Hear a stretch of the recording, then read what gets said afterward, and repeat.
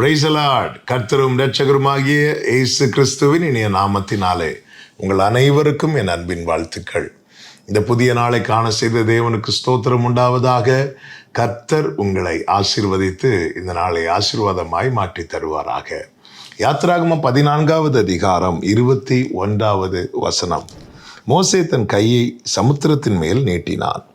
அப்பொழுது கர்த்தர் முழுவதும் பலத்த கீழ்காற்றினால் சமுத்திரம் ஒதுங்கும்படி செய்து அதை வறண்டு போக பண்ணினார். ஜலம் பிளந்து பிரிந்து போயிற்று. கர்த்தருடைய பரிசுத்த நாமத்திற்கு மகிமை உண்டாவதாக. இஸ்ரவேலர்கள் எகிப்திலிருந்து மீட்கப்பட்டு கர்த்தரால் சிவந்த சமுத்திர வழியாய் நடத்தப்படுகிறார்கள். சிவந்த சமுத்திரத்துக்கு முன்பாக வந்து நிற்கிறார்கள். இதற்கு முன்னாக போக முடியாதபடிக்கு முன்பாக சிவந்த சமுத்திரம் இருக்கிறது. பின்னாக திரும்பி போகலாம் என்று பார்த்தால் பின்னாகவும் போக முடியாது. ஏனென்றால் பார்வோன் வந்து விட்டான். வலப்புறம் இடப்புறத்திலும் ரொம்ப தூரம் பயணிக்க முடியாது. மலைகள் சூழ்ந்திருக்கிறது. என்ன செய்வதென்று தெரியவில்லை.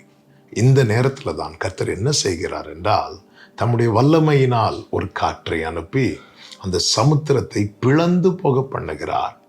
சமுத்திரம் பிரிந்து பிளந்து போயிட்டு என்று சொல்லப்பட்டிருக்கிறது. அதாவது இஸ்ரவேலர்கள் நடக்கும்படியான பாதை அங்கு உண்டு பண்ணப்படுகிறது. இது எப்பொழுது நடக்கிறது என்று பார்த்தால், பார்வோன் சேனை வந்த பிறகு. இஸ்ரவேலர்கள் எகிப்திலிருந்து புறப்பட்டு சிவந்த சமுத்திரத்துக்கு முன்பாக வந்து நிற்கும் போதே கர்த்தர் இந்த அற்புதத்தை செய்து இஸ்ரவேலரை நடத்தி இருக்கலாம். ஆனால் கர்த்தர் வெயிட் பண்ணிட்டே இருக்கிறார். எதற்கு தெரியுமா? பார்வோனும் அவன் கூட்டத்தாரும் வர வேண்டும் என்பதற்காக. ஏன் அப்படி கர்த்தர் செய்கிறார் என்றால், இந்த பார்வோன் எப்படி சொல்லுகிறான் என்று கர்த்தர் சொல்லுகிறதை பாருங்கள். 14வது அதிகாரம் 3வது வசனம். அப்பொழுது பார்வோன் இஸ்ரவேல் புத்திரரை குறித்து, அவர்கள் தேசத்திலே திகைத்து திரிகிறார்கள், வனாந்தரம் அவர்களை அடைத்து போட்டது என்று சொல்லுவான். பார்வோன் என்ன சொல்றான்?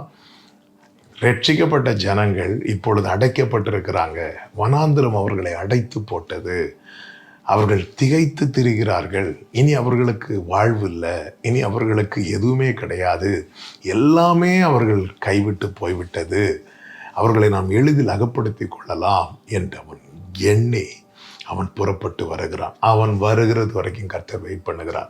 சில சூழ்நிலைகள் சில கண்கள் காணும் வரைக்கும், சிலர் அறிந்து கொள்ளும் வரைக்கும் கர்த்தர் வெயிட் பண்ணிட்டே இருக்கிறார். நம்முடைய நினைவுகள் அல்ல கர்த்தருடைய நினைவுகள். பார்வோன் சேனை வருவதற்கு முன்னே இஸ்ரவேலரை நடத்தியிருக்கலாம். ஆனால் கர்த்தர் அப்படி செய்யாம பார்வோன் சேனையை வரவழைத்து அடுத்து என்ன செய்கிறார் பாருங்கள். அவர்களை ஸ்டாப் பண்ண வைக்கிறார். இஸ்ரவேலரை நெருங்க விடாதபடிக்கு மேகஸ்தம்பம் 2 கூட்டத்தாருக்கு நடுவாக நின்று பார்வோன் சேனையை நிற்க வைக்கிறார். நிற்க வைத்து விட்டு அவர்கள் கண்களுக்கு முன்பதாக இஸ்ரவேலருக்காக கர்த்தர் என்ன செய்கிறார் தெரியுமா? வழியை திறக்கிறார்.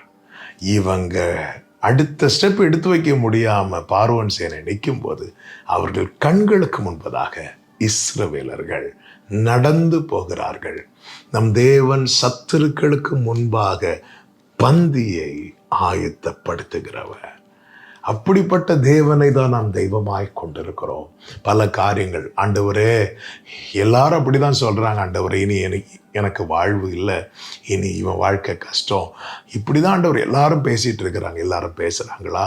உங்க முன்னாடி எல்லா வாசல் அடைக்கப்பட்டது என்று எல்லாரும் சொல்றாங்களா?